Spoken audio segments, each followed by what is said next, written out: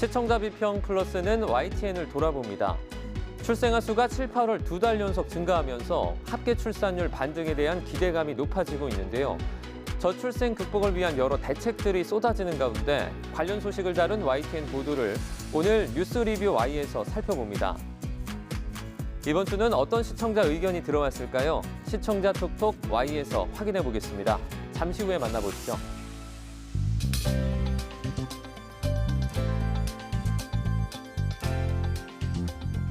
여러분 안녕하십니까? 정주영입니다. 아침 저녁으로 찬바람이 불고 단풍이 물들어가고 있습니다. 산을 찾는 이들에게는 가장 반가운 계절이지만 동시에 산악사고가 가장 많이 발생하는 때이기도 한데요. 철저한 계획과 준비로 안전한 산행 또 단풍 구경 즐기시길 바랍니다. 그러면 이번 주 시청자 비평 플러스 뉴스 리뷰 Y로 시작합니다.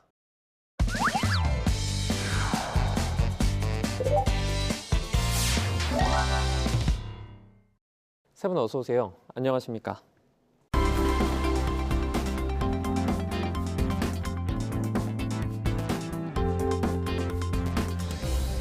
뉴스 리뷰 Y 시작해봅니다. 먼저 김은정 시청자 평가원이 가져오신 오늘의 주제부터 들어봅니다.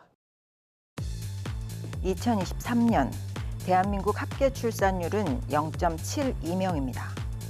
국내 역대 통계 중 최저수치이고요. OECD 회원국 중 최하위입니다. 초저출생 상황이 지속되면서 학령인구 감소와 고령화, 또 지역 소멸과 같은 인구 사회 구조 변화를 우려하는 목소리가 많고요. 이에 대응하는 조사와 정책 발표도 잇따르고 있습니다. 이때 언론은 문제의 심각성을 공론화하고 또 사각지대를 조명해서 정책의 적절성을 논평해야 합니다. 오늘 뉴스 리뷰 Y에서는 저출생 관련 YTN의 보도를 살펴봅니다. 저출생 문제의 심각성 아마 많은 분들께서 깊이 공감하실 것 같은데요. 이 사회적인 책임을 다하기 위해 언론도 관련 소식을 심층 보도하고 있습니다. 이제 보도에서 부족한 점은 없었는지 살펴보도록 하겠습니다. 먼저 박사님 어떻게 보셨습니까? 네, 저출산 고령사회위원회가 10월 14일 결혼, 출산, 양육에 대한 의향 및 태도, 또 정부 저출생 대책에 대한 인식 및 요구 등에 관해 조사한 결혼, 출산, 양육 및 정부 저출생 대책 인식 조사 결과를 발표했습니다. 관련한 내용을 담은 보도였는데요. 결혼 안 할래요? 급증했던 2030 세대 대반전 벌어졌다라는 제목의 온라인 뉴스를 보니까요. 20대와 30대의 결혼, 출산 의향이 높아졌습니다. 올해 8월 31일부터 9월 7일까지 25세부터 49세 남녀 2,500여 명을 대상으로 실시한 조사에서 미혼인 응답자 65.4%는 결혼을 구체적으로 계획하고 있거나 또 언젠가 결혼하고 싶다라고 답을 했는데요. 결혼과 출산을 기피한다라는 조사 결과를 자주 접했던 것 같은데 한편으로는 사회 여건이 나아진다면 자연스럽게 저출생 문제를 해결할 실마리를 찾을 수 있지 않을까 기대를 모으게 하는 것 같습니다. 10월 24일 보도도 있었습니다. 출생아 2달 연속 증가 9년 만에 연간 플러스 가능성이라는 보도를 보니까요. 지난 8월에 태어난 아기가 2만 명을 넘었는데 출생아 수가 2달 연속 늘었다고 합니다. 코로나로 미뤘던 혼인이 2022년 8월부터 지난해 3월까지 집중되면서 올해 출산율이 높아진 것으로 짐작할 수 있는데요. 보도에서는 결혼 페널티를 줄이기 위한 정책 효과 혹은 신생아 3종 세트라는 정부의 정책이 최근 혼인 증가에 영향을 미친 것으로 보인다라고 언급을 해주었는데요. 그런데 언급한 정책의 내용에 대해서는 이 해당 보도에서 추가의 정보가 제시되고 있지 않아 정보가 부족하게 느껴졌습니다. 출생률 반등 현황과 또 원인을 함께 보도하려는 의도로 보였는데 조금 더 구체적이고 정확하게 파악할 수 있는 근거가 제시되었으면 좋았겠다라는 말씀을 드리고 싶습니다.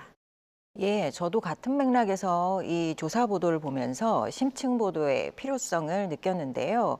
이 보도를 접하고 그 배경이 궁금해져서 저출산 고령사회위원회 홈페이지를 찾아가서 정책 브리핑 보도자료 원문을 좀 살펴봤습니다. 이 통계 자료에서 우리가 좀 해석해야 할 정말 중요한 것이 좀 다른 포인트가 있다라고 좀 봤는데요. 보도에서 언급하고 있는 결혼 의향과 출산 의향이 전방적으로 소폭 상승했다는 점, 그리고 이것이 그간 저출산 정책 효과에 대한 긍정적 신호만은 아니라는 점, 이런 점들이 눈에 띄었습니다.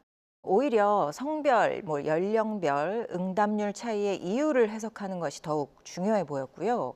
정부의 저출산 정책에 대한 계층별 인식 차이와 그 의미를 이해하는 것이 더 중요하다고 판단을 했습니다. 예를 들어서 저출생 문제 해결을 위한 분야별 중요도에 있어서 남성은 주거 등의 결혼, 출산 지원 문제가 중요하다 이렇게 응답한 반면에 여성은 일, 가정, 양립 지원, 유자녀 양육 지원 분야가 제일 중요하다 이렇게 응답했습니다. 다시 해석해보면 남성은 경제적인 문제를, 여성은 출산과 양육 여건 조성 문제를 중요 사안으로 꼽았다. 이렇게 볼 수 있겠는데요. 저출생 문제의 원인을 우리 사회 구조와 연관해서 해석할 수 있는 의미 있는 결과입니다. 그래서 심층 해설 보도가 필요한 부분이기도 하고요. YTN에서는 그 의미에 대한 해설 보도를 좀 찾아볼 수가 없어서 아쉬웠습니다. 실제 20대부터 40대까지 우리 시민들의 생각은 어떤지 그 목소리를 들어볼 수 있는 기획 보도도 필요하다고 생각하는데요. YTN에서 저출생 문제 관련 이러한 심층 보도를 만날 수 있기를 기대해 봅니다. 이제 저출생 문제 해결 실마리를 찾을 수 있는 유익한 정보였고 그 내용이 방대하기도 했던 것으로 보입니다. 언급해 주셨던 것처럼 사안을 조금 더 심층적으로 저희가 보도할 필요성도 있어 보이는데요. 어떻게 보십니까? 심층적이고 맥락을 살피는 보도가 필요한 정도가 아니고 반드시 필요하죠. 왜냐하면 지난 6월에 우리 정부가 인구 국가 비상사태라는 것을 선언했습니다. 선언문을 보면 급격한 인구 감소로 대한민국의 존망을 걱정해야 하는 상황이다. 그만큼 우리나라에서 이 인구 문제, 특히 저출생 문제는 굉장히 심각합니다. 근데 문제는 뭐냐면 이 저출생 문제의 원인이 워낙 복잡하고 광범위합니다. 경제, 정치, 사회, 문화를 포함해서 역사적인 문제, 생물학적인 문제, 미래의 문제까지도 다 포괄하고 있습니다. 그만큼 이제 어려운 문제이고요. 그렇기 때문에 이 대응책이라는 것이 나오더라도 단기간에 효과가 나오지는 않고 또 그 효과가 미미한 수준에 이르게 됩니다. 지난 2000년대 초부터 우리 정부가 지금까지 이 출산 문제에 쏟은 예산이 거의 100조 가까이 됩니다. 이렇게 엄청난 돈을 쏟아부었는데도 단 한 번도 출생률이 반등한 적이 없었거든요. 지금 전 세계에서 거의 가장 낮은 출생률을 기록할 정도입니다. 그리고 장기적이고 다층적인 접근이 필요합니다. 이를 위해서 언론이 해야 될 역할이 바로 이 맥락을 찾는 보도라는 거죠. 이 저출산이나 출생 인구 문제도 이제 언론들이 맥락을 살피고 심층적인 보도로 접근할 필요가 있다 이렇게 생각합니다. 자, 우리 사회가 당면한 인구 문제까지 이제 보도를 통해서 확인할 수 있었는데요. 사태의 심각성이 커지는 만큼 관련 정책들도 쏟아지고 있습니다. 정보가 이제 시청자들에게 잘 전달되고 있는지 궁금하거든요. 보도는 좀 어땠습니까?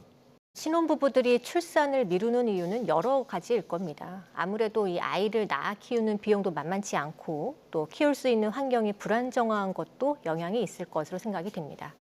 좀 이런 사례가 늘었으면 좋겠다라는 생각으로 좀 보았는데요.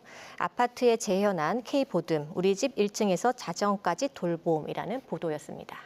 영유아부터 초등생까지 돌봄이 필요하면 언제든지 무료로 맡길 수 있는 시설을 경상북도가 열었다고 합니다. 아파트 단지 안에 어린이집과 또 초등생 돌봄 시설을 함께 둔 것인데요. 갑작스럽게 육아 공백이 생겼을 때에 이 아이를 맡길 곳이 없어 발을 동동거릴 때가 있습니다. 그럴 때 이 집에서 가까운 곳에 아이를 맡길 수 있다면 이것만으로도 이 부모는 마음의 짐이 좀 덜어지지 않을까 싶은데요. 아이의 육아에 전념할 수 없는 여러 이유가 있는 부모가 많은데 이 마을이 아이를 함께 키워준다고 생각이 들면 그런 어려움을 극복해 나갈 수 있지 않을까 합니다. 예, 그렇습니다. 아이 한 명을 키우는데 온 마을이 필요하다 이런 말이 있잖아요. K보듬은 과거 시골 마을에서 마을 어른들이 아이들을 함께 키웠던 공동체 육아를 아파트에 재현한 돌봄 시설인데요. 전국에서 처음으로 아파트 단지 1층에 어린이집과 초등생 돌봄 시설을 나란히 지었다고 합니다. 두 시설 모두 아침 7시 반부터 자정까지, 또 주말이나 공휴일에도 아이를 돌봐주고요. YTN에서 이러한 시도를 지속적으로 발굴해서 공유하면 저출생 대책을 수립하고 활용하는 데 도움을 줄 수 있을 것이라고 보입니다. 대통령실에서도 최근 증가하는 이 출생아 수 흐름을 이어가기 위해 이 새로운 대책을 추진하고 있다고 밝혔죠. 27일 보도입니다. 대통령실 출생률 반등 지원 박차, 배우자 유사산 휴가도 신설이라는 보도입니다. 먼저 난임 부부의 비용 부담을 줄이기 위해서 이 난자 채취에 실패한 부부들도 지자체 지원금을 받도록 하는 방안을 추진하겠다고 밝혔습니다. 지난 팩트 추적에서도 다뤘던 이슈였는데요. 이 난포 속에 난자가 없어 비어있는 공난포가 채취되는 경우 이전까지의 비용을 개인이 부담해야 해서 이 정책 사각지대라는 지적이 계속 나왔었습니다. 이 부분을 개선하겠다라는 내용이었고요. 아이를 낳아 잘 기를 수 있는 여건을 만드는 일을 포함해서 이 출산에 대한 경제적 지원까지 생애 과정 이행에 대한 기본적인 구성과 또 지원을 우리 사회의 지속성을 위한 과제로 여기는 관점의 전환이 중요해 보입니다. 저출생 문제에 대응하기 위한 민간의 아이디어를 소개하는 보도도 신선했습니다. 성심당, 임산부 프리패스, 혜택의 갑론을박, 앵커 리포트인데요. 대전의 유명 빵집 성심당의 임산부 프리패스 사례를 소개하고 있습니다. 성심당은 워낙 인기가 많다 보니까 빵을 사려면 길게 줄을 서서 기다려야 한다고 해요. 이 리포트에서는 성심당의 임산부 배려 정책에 대한 찬반 양론도 다루고 있습니다. 아동과 노인복지시설에 이제까지 성심당이 빵을 제공해오고 있다면서 좋은 본보기를 보여주고 있다. 이런 옹호론이 있고요. 반대로 노인과 장애인, 어린이도 약자인데 형평성에 어긋난다. 임산부 배지가 암행어사 마패냐. 이런 반대 여론도 전하고 있습니다. 보통 보도에서는 이렇게 찬반 양론을 다루다 보면 갈등에 집중해서 전달하고 그냥 마무리하는 경우가 많습니다. 그러다 보면 기계적 중립을 지키려다가 보도 관점이 흐려지거나 소수 의견이 과표집되는 현상을 나타내 보이기도 합니다. 그런데 이 보도에서는 임신부에 대한 편의 보장은 법으로 보장된 만큼 나라의 미래를 생각한 지역기업의 아이디어에 비난보다는 응원을 보내는 것은 어떨까요? 이렇게 마무리하면서 보도 관점까지 명확하게 잡았습니다. 신선하고 유익한 리포트였습니다. 또 아이디어가 돋보인 소식을 전한 보도입니다. 급격한 인구 감소에 대응해 젊은 시민층의 연결과 또 유대를 강화하기 위해서 성남시가 도시 차원에서 사업을 추진했는데요. 이 솔로몬의 선택이라는 사업입니다. 10월 17일 보도였습니다. 성남시 멕시코서 K중매 솔로몬의 선택 사례 발표에서는 성남시가 2년째 추진 중인 사업이죠. 이 솔로몬의 선택 행사를 멕시코 수도 멕시코시티에서 열린 제11회 블룸버그 시티랩에서 발표에 주목을 받았다라고 보도했습니다. 블룸버그 시티랩은요, 세계 주요 도시 시장들과 또 비즈니스 리더, 또 도시 전문가들이 모여서 현대 도시가 직면한 문제를 점검해보고 또 해법을 찾는 대표적 국제 행사입니다. 성남시의 사례는 지난 9월 연애하려면 이사 가야 하나? 청춘 남녀 단체 미팅 주선하는 도시라는 제목으로 이 YTN이 디지털 뉴스로 소개한 적이 있습니다. 참가자들이 행사 참여에 대해서 대체로 긍정적으로 인식하고 있음을 알 수 있었는데요. 솔로몬의 선택으로 실제 부부가 된 사례가 나오기도 하고 그런 보도도 볼 수 있었습니다. 이 때문에 연애하려면 성남시로 이사를 가야 하나라는 말이 나올 정도라네요. 연애와 결혼도 또 도시 차원의 직접적인 대책 구상이 실효성을 보일 수 있다는 차원에서 주목할 만한 시도라는 생각입니다. 저출생 대응 정책으로 안정적인 주거 지원 강화 등의 대책도 내놓고 있는데요. 관련 소식들을 전한 보도는 좀 어땠습니까? 서울시 신혼부부 파격 주거 지원, 저출생 대책 될까? 이 보도에서는 신혼부부 주거 지원을 위한 서울시의 미리 내 집 정책을 다루고 있습니다. 저출생 대책으로 내년부터 매년 미리 내 집 4,000호를 공급한다는 내용인데요. 반값 임대 수준인데다 웬만한 맞벌이 부부도 도전해 볼 수 있을 만큼 소득 기준도 대폭 높였다고 합니다. 이러한 대책이 나오게 된 배경에는 주거 안정성과 출산율 사이에 의미 있는 연관성을 발견했기 때문이라고 합니다. 다만 이 보도에서는 정치권과 정부의 대책을 그대로 전하기만 하고 있고요. 또 이어지는 해설이나 정책 실수요자들의 반응을 보는 후속 보도가 없어서 좀 아쉬웠습니다. 저출생 대책 대부분이 백약이 무효 이렇게 여겨질 만큼 그 효과가 미미했습니다. 정부 지자체에서 내놓은 정책들이 이번에는 효과가 있을지, 정책 당사자인 청년들, 자녀 계획이 있는 부부의 고충을 완화할 수 있는 실효성이 있을지 점검해야 할 텐데요. YTN의 저출생 관련 보도들에서는 그런 분석과 기획이 아직 보이지 않습니다. 저출생 문제가 우리 사회의 미래를 좌우할 만큼 굉장히 중요한 사안이니만큼 YTN에서 관련 심층 보도를 기획해 주시길 부탁드립니다. 저도 해당 보도를 살펴봤는데요. 그 신혼부부가 아이까지 낳으면 주택 매매도 시세보다 싸게 할 수 있게 할 것이라는 파격적인 정책입니다. 이 같은 급진적인 지원 정책을 펼치는 이유는 이 주거 안정성과 또 이 출산율 사이에 의미 있는 연관성이 발견됐기 때문이라고 하는데요. 장기 전세 주택에 거주하는 신혼부부의 출산율이 높았기 때문이라고 합니다. 주거 안정이 출생률을 높일 수 있는 선행 요인으로 작동한다고 볼 수 있다는 것이죠. 물론 주거 안정뿐만이 아니라 이 노동 시장이라든가 또 경제 환경도 뒷받침될 부분이지만 도시가 나서서 출산과 보육의 부담을 낮추고 또 일과 가정의 양립이 가능한 사회를 만들기 위해서 적극 나서는 시도라는 점에서는 좀 반가운 소식임은 분명해 보입니다. 네, 이런 관점에서 지역 곳곳에 어떤 저출생 극복을 위한 다양한 사업이 지금 추진 중에 있습니다. 그중에 가장 주목되는 부분이 아무래도 주거 문제 해결이지 않을까 싶은데요. 이 부분은 부동산이나 그리고 경제 분야와도 상당히 맞물리는 부분이기 때문에 보도에 있어서도 상당히 신중할 수밖에 없을 것 같습니다. 실장님, 이 부분 어떻게 보셨습니까? 우리나라가 지난 2006년부터 시작해서 지금까지 저출산 고령사회 기본 계획이라는 걸 5년 단위로 내놨습니다. 그러니까 이번에가 이제 4차가 됐고 윤석열 정부가 들어오면서 4차 수정안이 나왔죠. 전체적인 큰 맥락의 그 정책은 비슷한데 흐름을 보면 1차 때는 아무래도 이제 보육이나 교육 쪽에 지원이 좀 많았다가 이게 이제 시간이 흐르면서 아까 조금 전에 말씀하신 주거 쪽에 대한 지원이 많아졌거든요. 특히 그 4차 수정안은 청년과 부모 주거 지원이 확대되는 부분을 상당히 강조하고 있고 지자체에서도 이제 그런 쪽으로 가고 있습니다. 근데 전체적으로 이 4차례의 기본 계획을 보면 특징이 뭐냐면 출산율을 높이는 게 목표로 잡고 있고요. 비용 지원에 너무 치중하고 있습니다. 뭐만 하면 돈을 주는 방식으로. 그 대신에 이제 국가 차원의 체계적이고 종합적인 접근은 좀 미흡하다 이런 평가를 받거든요. 그러니까 아이를 낳아야 하는 부모님들의 입장을 이렇게 얘기를 들어보면 3가지 정도 고민을 갖고 계시는데요. 첫 번째가 뭐냐면 요즘 맞벌이를 많이 하는데 이 맞벌이 하는 상황에서 어떻게 아이를 기를 것이냐 하는 고민. 그 두 번째는 뭐냐면 아이의 교육비, 그러니까 양육비 중에 절대 다수가 교육비고 이 교육비 가운데 절대 다수가 사교육비입니다. 대한민국의 사교육비 시장을 어떻게 감당할 것이냐 이거에 대한 걱정.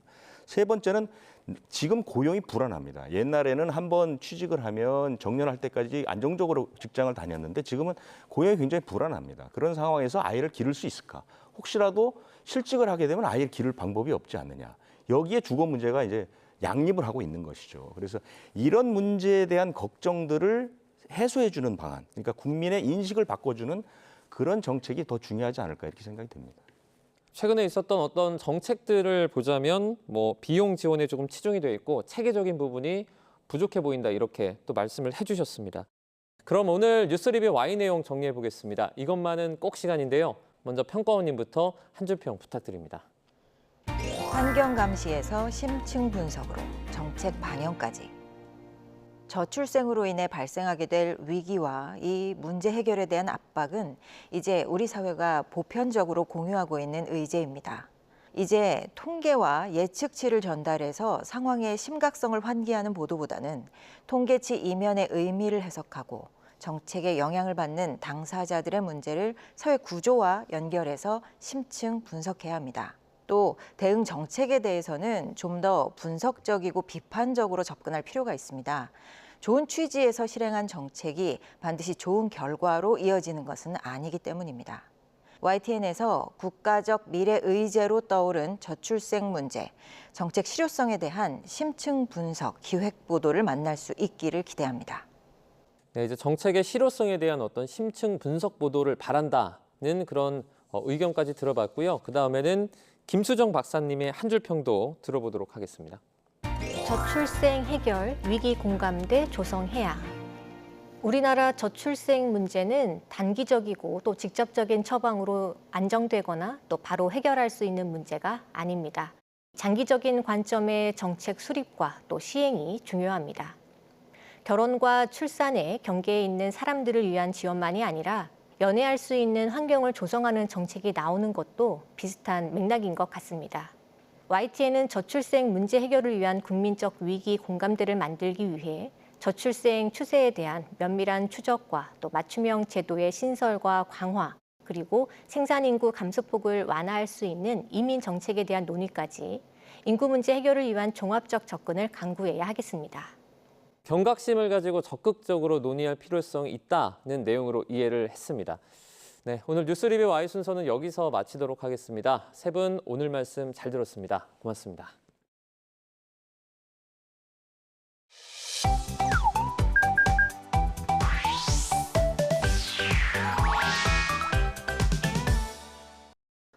YTN을 향한 시청자 의견이라면 모두 귀 기울여 듣고 답하는 시청자 톡톡 Y 시간입니다. 오늘 주목한 시청자 의견을 AI 앵커 Y온이 소개해드립니다. 지금 바로 만나보시죠. 안녕하세요. AI 앵커 Y온입니다. 오늘의 첫 번째 주제는 온실가스 목표관리제에 대한 시청자 의견을 들어봤습니다. 자세한 내용 지금 바로 보시죠.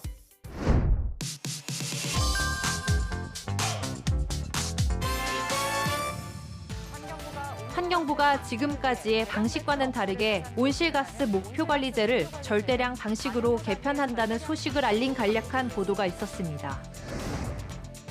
지금까지는 특정 연도의 예상 배출량을 정하는 방식으로 목표를 설정했다면 앞으로는 계획기간과 배출 허용량 단위를 5년으로 늘려 절대량을 맞추면 기간 내 배출량을 이월하거나 차입하는 등 조절할 수 있게 할 계획입니다.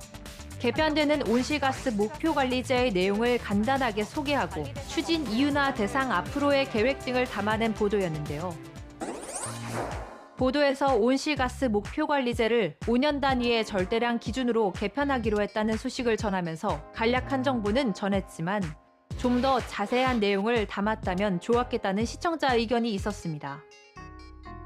풍성한 보도를 위해 시청자 톡톡 Y에서 온실가스 목표관리제에 대해 자세히 살펴봤습니다. 온실가스 목표관리제는 온실가스를 많이 뿜어내는 사업장에 감축 목표를 부여하고 이를 지키지 않으면 과태료 등을 부과하는 제도로 2010년 도입됐습니다. 배출권 거래제와 함께 온실가스 다배출 업체의 탄소 감축을 관리하는 대표적인 제도로 꼽히는데요. 정부는 2030년 국가 온실가스 총 배출량을 2018년 온실가스 배출량 대비 40% 감축하겠다는 목표를 세웠습니다. 개편 방안에 따르면 각 지정 관리업체들에는 매년 감축 목표량이 부여되는데 계획 이행 기간 중에는 배출 허용량의 이월과 차입도 허용되는데요. 기준연도 목표치보다 온실가스 배출량이 많다면 이듬해 몫을 끌어다 사용할 수 있고 반대로 목표치보다 적은 배출량을 기록한다면 이듬해 감축 부담이 줄어들 수 있다는 얘기입니다. 정부는 지정 관리업체가 아닌 업체도 제도에 참여할 수 있도록 허용하기로 했는데요. 관리업체가 비관리업체로부터 온실가스 감축량을 가져와 자신의 배출량을 상쇄하는 것도 가능해질 전망입니다. 다음으로 시청자 톡톡 Y 두 번째 주제는 세계국 체지수에 대한 시청자 의견을 들어봤습니다. 어떤 내용을 담고 있는지 이어서 확인해 보시죠.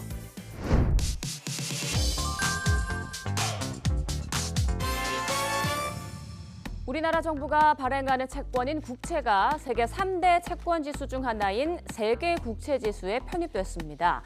우리나라가 세계국 체지수에 편입되면서 앞으로 엄청난 규모의 해외 자금이 유입될 것임을 전망한 보도가 있었습니다. 취재기자 연결해서 자세한 소식 알아보겠습니다. 류한홍 기자. 국채는 우리 정부가 자금 확보를 위해 발행하는 채권을 말합니다. 이 국채는 국내뿐 아니라 외국인 투자자를 대상으로도 발행되는데 우리 국채가 세계 국채 지수에 편입이 되면 그만큼 대외 신인도가 높아져 외국인 투자가 더 활발해질 수 있습니다. 우리 국채가 세계 국채 지수에 편입됨으로써 전 세계 투자자들이 주목하는 3대 채권 지수 중 두 곳에 편입이 됐습니다. 소식을 빠르게 전하기 위해 기자의 전화 연결로 세계국 체지수에 편입됐을 때 이점을 설명해줘 시청자의 이해를 도왔는데요. 보도에서 세계국 체지수에 우리나라가 편입된다는 소식을 생중계로 전했는데 생소할 수 있는 시청자를 위해 세계국 체지수가 무엇인지, 편입되어 있는 나라는 어느 곳인지, 편입 기준은 무엇인지 등 배경 지식을 더해주면 좋겠다는 시청자 의견이 있었습니다. 시청자 톡톡 Y에서 세계국 체지수 배경 지식이 될 만한 정보에 대해 정리해봤습니다. 세계국 체지수란 FTSE 러셀이 관리하는 주요 국가의 국채를 포함한 글로벌 채권 지수로 미국, 영국, 일본 등 25개 주요 선진국과 신흥시장 국가들의 국채를 기반으로 합니다.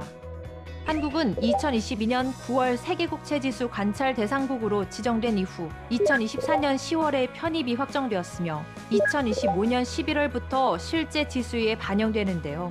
세계국채 지수는 블룸버그 바클레이즈 글로벌 종합지수 및 JP모건 신흥국 국채지수와 함께 세계 3대 채권 지수로 꼽힙니다. FTSE 러셀은 매년 3월과 9월 각국의 국채 발행 규모와 국가 신용 등급, 시장 접근성 등을 평가해 세계국채지수 편입 여부를 결정합니다. 2024년 10월 기준으로 한국의 세계국채지수 편입 비중은 2.2%로 미국 40.4%, 일본 10.2%, 중국 9.7% 등 선진국에 이어 9번째로 큰 비중을 차지하는데요. 한국의 세계국채지수 편입은 외국인 자금 유입으로 인해 국채 금리 하락을 유도할 것으로 보입니다. 이는 시중금리 하락과 환율 안정으로 이어져 국내 금융시장에 긍정적인 영향을 미칠 가능성이 큰데요. 또한 국채 조달 비용이 낮아지면 정부의 재정 운용 여력도 크게 확대될 전망입니다. 마지막으로 오늘 시청자 톡톡 Y 세 번째 주제는 건강생활실천지원금제에 대한 시청자 의견을 들어봤습니다. 이어지는 내용도 지금 바로 만나보시죠.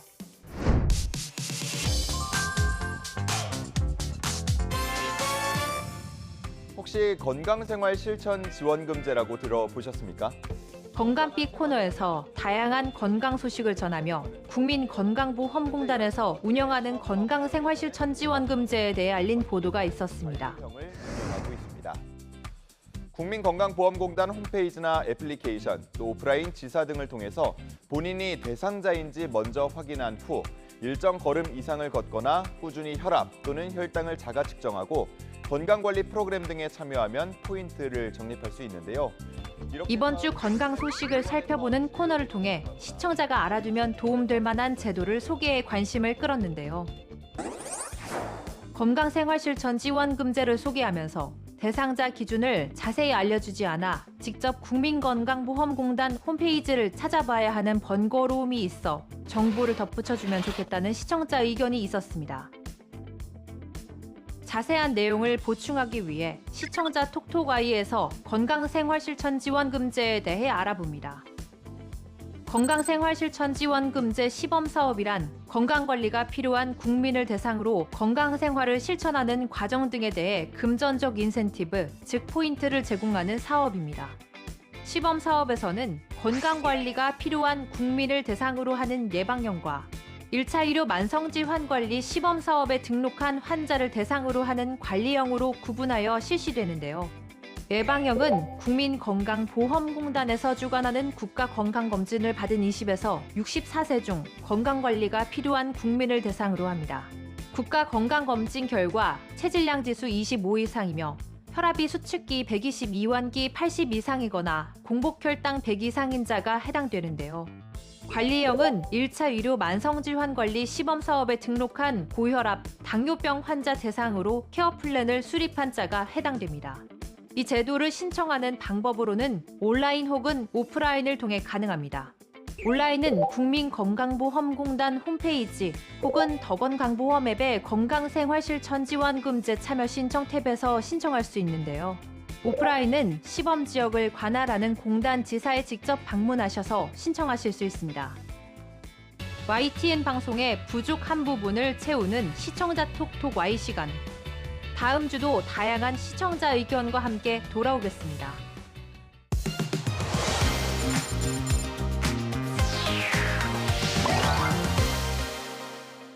시청자 목소리로 YTN을 되돌아봅니다. 방송에 대한 여러 의견들 SNS와 홈페이지를 통해서 남겨주시고요. 시청자 비평 플러스는 다음 주 더 새로운 의견으로 돌아오겠습니다. 시청해주신 여러분 고맙습니다.